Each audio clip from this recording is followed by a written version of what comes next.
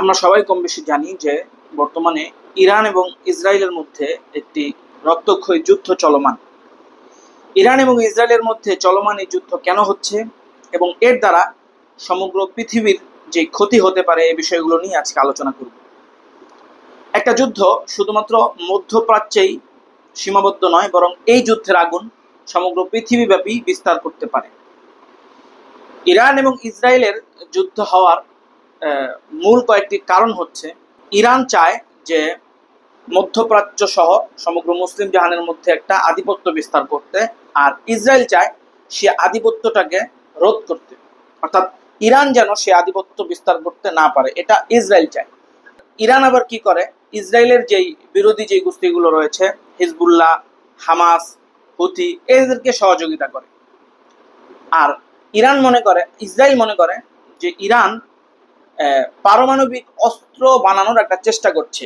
এটা শুধু ইসরায়েলের ধারণা এটা নয়, এটা আমেরিকা সহ পশ্চিমা বিশ্বের ধারণা হচ্ছে এটা, যে ইরান গোপনে গোপনে পারমাণবিক শক্তিধর একটা রাষ্ট্র হওয়ার চেষ্টা করছে, অর্থাৎ পারমাণবিক অস্ত্র, পারমাণবিক বোমা তৈরি করার দিকে তারা এগোচ্ছে।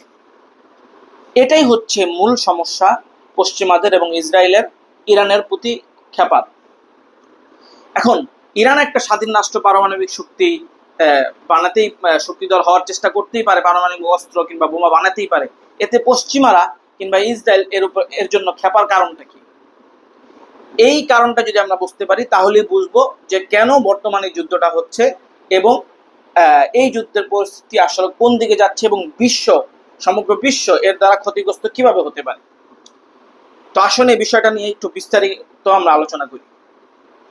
মূলত বর্তমানে ইরানে যে সরকার রয়েছে, ইসলামী প্রজাতন্ত্র সরকার, যার সর্বোচ্চ ধর্মীয় নেতা হচ্ছে আয়াতুল্লাহ খামেনি। এর আগে ইরানে কিন্তু রাজতন্ত্র ছিল, রেজা শাহ পাহলভি, অর্থাৎ পাহলভি রাজবংশ ছিল। এটা প্রায় অনেক বছর যাবত ইরানে এটা বিদ্যমান ছিল।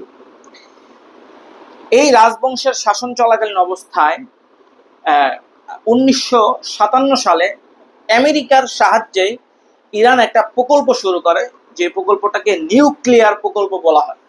অর্থাৎ এটা একটা পারমাণবিক একটা প্রকল্প, অর্থাৎ ইউরেনিয়াম সমৃদ্ধকরণ একটা প্রকল্প। সহজে যদি আমরা এটা বুঝতে চাই, এখানে অনেক বিস্তর কথা আছে, সব বলতে গেলে ভিডিও অনেক লম্বা হয়ে যাবে।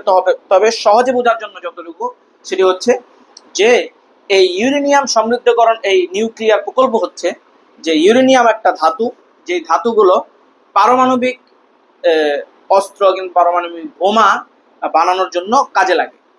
তো এই ধাতুটি সমৃদ্ধ করা হয় বিভিন্ন প্রসেসের মাধ্যমে। এটা সমৃদ্ধ করলে, এটা যত বেশি পার্সেন্ট সমৃদ্ধ করা হবে, তত এটার উপকারিতা বা এটার দিয়ে যে উপকার অর্জন করা যায় সেটা তত বেশি করা যাবে।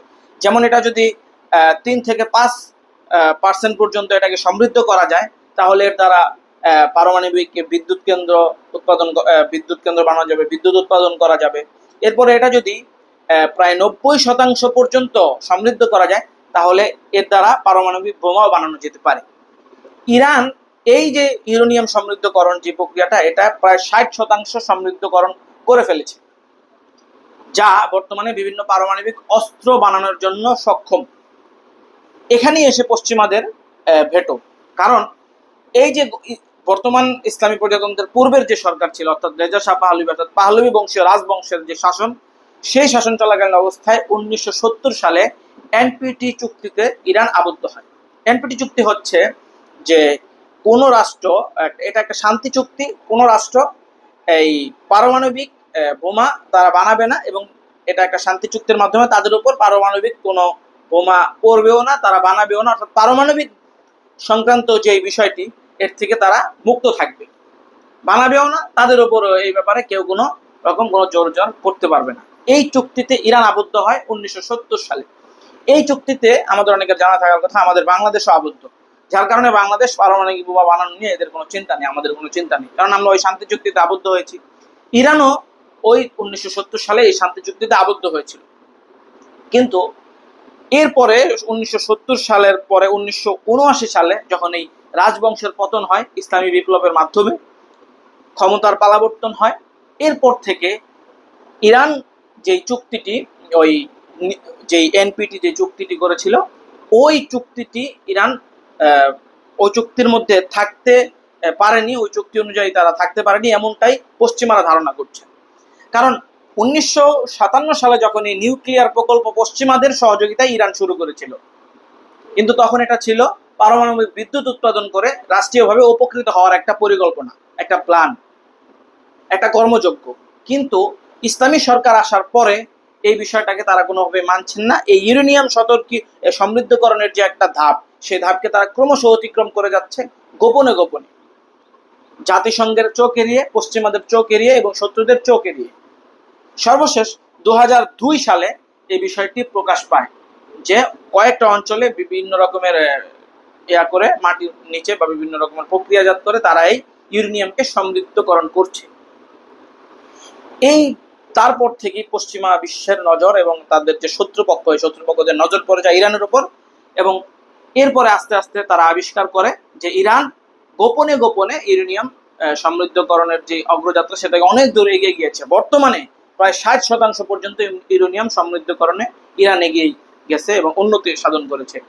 এই 60% ইউরেনিয়াম সমৃদ্ধকরণ যদি কেউ করতে পারে, তাহলে এর দ্বারা পারমাণবিক যে অস্ত্র আছে সে অস্ত্র প্রস্তুত করা যায়। কিন্তু অনেকেই ধারণা করছেন বিশেষজ্ঞরা যে ইরান পারমাণবিক বোমা বানানোর মতো যেই পর্যায়ে, সেই পর্যায়ে ইরান উন্নীত হয়ে গিয়েছে। এই কারণটি হচ্ছে পশ্চিমা বিশ্বের ইরানের উপর এত রাগান্বিত হওয়া, বা ইসরায়েল সহ যে শত্রুপক্ষ আছে সকলে ইরানের উপর এত রাগান্বিত হওয়ার মূল কারণ। ইরান যদি পারমাণবিক শক্তিধর একটা দেশ হয়ে যায়, তাহলে ইরানকে কিন্তু মধ্যপ্রাচ্যে এই কন্ট্রোল করা খুব কঠিন হয়ে যাবে। ইরান কিন্তু পরাশক্তিতে পরিণত হতে পারে, যা নিঃসন্দেহে মধ্যপ্রাচ্যে অন্য যারা ইরানের প্রতিপক্ষ মুসলিম রাষ্ট্র আছে তাদের জন্য যেমন হুমকি, আবার এই শত্রুপক্ষ ইসরায়েল সহ আরো যারা রয়েছে, পশ্চিমারা যারা রয়েছে, এদের কেউই চায় না যে ইরান পারমাণবিক শক্তিধর একটা দেশ হোক। যখন এই বিষয়টা প্রকাশ পেল যে ইরান গোপনে গোপনে এই কাজগুলো করছে, তখন ইরানের উপর বিভিন্ন রকমের স্যাংশন দেওয়া শুরু হলো। সর্বশেষ 2015 সালের দিকে তৎকালীন মার্কিন প্রেসিডেন্ট বারাক ওবামা তিনি একটা চুক্তি করেন যে ইরান এই যে ইউরেনিয়াম সমৃদ্ধকরণের যে অগ্রযাত্রা সেটাকে থামিয়ে দিবে, এবং ওই মার্কিন যুক্তরাষ্ট্রের পক্ষ থেকে এবং অন্যান্য যে রাষ্ট্রগুলো আছে এদের পক্ষ থেকে যে স্যাংশনগুলো দেওয়া হয়েছিল এগুলো শিথিল করা হবে, অর্থাৎ ইরান এদের সাথে ব্যবসা বাণিজ্য করতে পারবে। অর্থাৎ মার্কিন যুক্তরাষ্ট্রের সাথে ইরানের এরকম একটা চুক্তি হয়। এই চুক্তির পরে অনেকটা তাদের উপর যে স্যাংশনগুলো ছিল এগুলো শিথিল হয়। কিন্তু আশ্চর্যজনকভাবে যখন ট্রাম্প ক্ষমতায় আসেন প্রথমবারে, তখন 2018 সালের দিকে জনাব ডোনাল্ড ট্রাম্প এই চুক্তিটাকে বাতিল করে, অর্থাৎ ইরান যা মন চায় তা করুক, আমরা তাদের উপর স্যাংশন দিয়ে যাব। এরপর থেকে ইরান আবারও সেই ইউরেনিয়াম সমৃদ্ধকরণের যে প্রক্রিয়া সেটি শুরু করে, এবং ধারণা করা হয় যে এখন তারা পারমাণবিক বোমা বানানোর মতো যেই সক্ষমতা সেটি তারা অর্জন করে ফেলেছে। এবং সম্প্রতি এই কারণেই মূলত তার উপর এই অন্যান্য তার যে শত্রু রাষ্ট্ররা এরা ক্ষিপ্ত। আর ইরান যে কাজটা করে, যে এই যে ইসরায়েলের সাথে বর্তমানে এই যুদ্ধ হওয়ার যে প্রেক্ষাপট, ইরানের সাথে কিন্তু ইসরায়েলের এখন পর্যন্ত সরাসরি এর আগে কোনো যুদ্ধ হয়নি, বরং যুদ্ধটা হয়েছে প্রক্সি যুদ্ধ। আমরা যদি প্রক্সি যুদ্ধ সহজে বুঝতে চাই, তাহলে এটা হচ্ছে সরাসরি যুদ্ধ না করা, ভায়া হয়ে যুদ্ধ করা। অর্থাৎ আমি একজনের সাথে যুদ্ধ করব, তার সাথে সরাসরি যুদ্ধ না করে তার যে শত্রু রয়েছে সেই শত্রুকে আমি সহযোগিতা করব, ওই শত্রু তার সাথে যুদ্ধ করবে। আমরা জানি যে ইসরায়েলের যে শত্রু যেই বাহিনীগুলো রয়েছে, হিজবুল্লাহ, তারপরে আপনার এই হামাস, হুতি বাহিনী, এদের সবাইকে ইরান কি করে সহযোগিতা করে আসছে, এবং এরা ইরানের সহযোগিতা পেয়ে ইসরায়েলে মাঝে মাঝে হামলা টামলা করে। সব মিলিয়ে এখন কেমন যেন এদের কাছে নিশ্চিত একটা হয়তো বা কোনো সংবাদ এসছে যে ইরান পারমাণবিক বোমা বানানোর মতো একটা পর্যায়ে উন্নীত হয়ে গিয়েছে, এই জন্য তারা হামলাটা করেছে। এবং আমরা পত্রপত্রিকা বা আমরা বিভিন্ন নিউজে হয়তো বা দেখেছি যে সামরিক যে ঘাঁটিগুলো, এই সমস্ত জায়গায় বেছে বেছে এই ইসরায়েল হামলাটি করেছে, যেন ইরানকে একেবারে ধূলিসাৎ করে দেওয়া যায় এবং এমন একটা পরিস্থিতি তৈরি করা যায় যাতে ইসলামী সরকারের পতন ঘটে। এই ইসলামী সরকারটি মূলত ইসরায়েলের জন্য আরেকটা হুমকি। ইসরায়েল সহ পশ্চিমা বিশ্বরা চায় যে আগের যেই পেহলভি বংশের, বর্তমানে মোহাম্মদ রেজা পেহলভির ছেলে রেজা পেহলভি তৎকালীন যে যুবরাজ ছিল, যখন এই পেহলভি রাজবংশের পতন হয়, তখন এই যুবরাজের 18 বছর বয়স ছিল 1979 সালে। ওই লোকটি কিন্তু এখন উন্নীত হয়েছে, প্রাপ্তবয়স্ক হয়েছে, একটা পর্যায়ে এসেছে। তো তো পশ্চিমা বিশ্ব সহ ইসরায়েল চায় তাকে আবার ক্ষমতায় বসাতে, ইসলামী সরকারকে হটিয়ে। তো এই পরিস্থিতিটা তৈরি করার দুইটি কারণের মধ্যে একটি হচ্ছে যে এই ইরানের এই পারমাণবিক যে পথে হাঁটার যে অগ্রযাত্রা, সেই অগ্রযাত্রাকে রুখে দেওয়া, এবং তার যে ইসলামী সরকার বিদ্যমান রয়েছে সেই সরকারের পতন ঘটিয়ে আবার সে পেহলভি বংশের যে রাজবংশের যে যুবরাজ আছে বর্তমানে জীবিত, তাকে আবার ক্ষমতায় বসানো। এটি যদি করতে পারে তাহলে ইরানের ওপর এই ইসলামী সরকার আসার আগে পশ্চিমা বিশ্বের যে একটা আধিপত্য ছিল, সেই আধিপত্যটা আবার ফিরে আসবে। এ হচ্ছে মুদ্রা এখানে কথা ইরান এবং ইসরায়েলের মধ্যে বর্তমানে যুদ্ধ সংঘটিত হওয়ার কারণ। এখন অনেকে মনে করছেন যে ইসরায়েলের সাথে, অর্থাৎ এই যুদ্ধটা বাজানো, ইসরায়েল ইরানকে আক্রমণ করা, এটা মূলত আমেরিকাই করাচ্ছে, যেন সরাসরি না করে আমেরিকা ইসরায়েলের সাথে, ইরানের সাথে একটা প্রক্সি যুদ্ধে লিপ্ত হচ্ছে। এটা অনেক বিশেষজ্ঞরা ধারণা করছেন।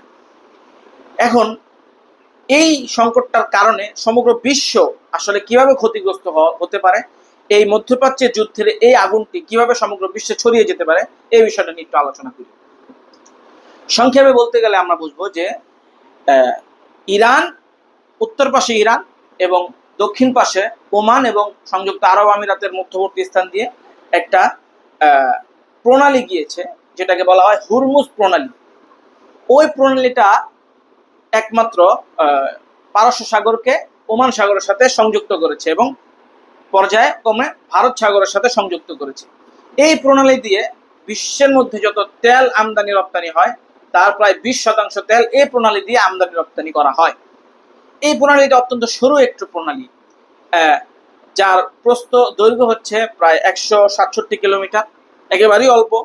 আর প্রস্থ হচ্ছে, যে জায়গাটা সবচেয়ে বেশি প্রস্থ সেই জায়গাটা হচ্ছে প্রায় 97 কিলোমিটারের মতো, আর যেটা একেবারে সংকীর্ণ সেটা হচ্ছে মাত্র 37 কিলোমিটারের মতো। বোঝাই যাচ্ছে যে কত সংকীর্ণ এবং সরু একটি প্রণালী এটি। এই প্রণালী দিয়ে যেহেতু সমগ্র বিশ্বের 20% তেল আমদানি রপ্তানি করা হয়, আর ইরান এসে ঠিক এই জায়গাটার মধ্যে হাত দিয়েছে, অর্থাৎ তারা হুমকি দিয়েছে যে ইসরায়েল যদি, আমরা ইসরায়েলকে ধ্বংস করে দিব, পশ্চিমা বিশ্বকে দেখিয়ে দিব, যদি ইসরায়েল যদি শান্ত না হয়, যদি এগুলো বন্ধ না করে, তাহলে আমরা এই হুরমুজ প্রণালীকে বন্ধ করে দিব। আর এই হুরমুজ প্রণালী যদি ইরান একবার বন্ধ করে দেয়, তাহলে সমগ্র বিশ্বের তেল আমদানি রপ্তানির যে বাজার, সে বাজারে একেবারে ধস নেমে যাবে, তেলের দাম হুড় করে বেড়ে যাবে। আর তেলের দাম যদি বেড়ে যায়, তাহলে এটা আমরা বুঝতেই পারছি খুব সহজে যে অন্য সকল দ্রব্যের দাম একেবারে হুড় করে বেড়ে যাবে। সমগ্র পৃথিবীর মধ্যে একটা সংকট দেখা দিবে, আর মুদ্রাস্ফীতি ঘটবে। এমন নানান ভাবে সমগ্র পৃথিবী এই ক্ষতি থেকে কোনোভাবেই বাঁচতে পারবে না যদি এই হুরমুজ প্রণালী ইরান বন্ধ করে দেয়। বন্ধ করে দিতেই পারে, স্বাভাবিক। তো যাই হোক, এই হচ্ছে মুদ্রা কথা যে ইরান এবং ইসরায়েলের বর্তমান যুদ্ধের কারণ, এবং এই যুদ্ধের কারণে কিভাবে সমগ্র বিশ্ব ক্ষতিগ্রস্ত হতে পারে।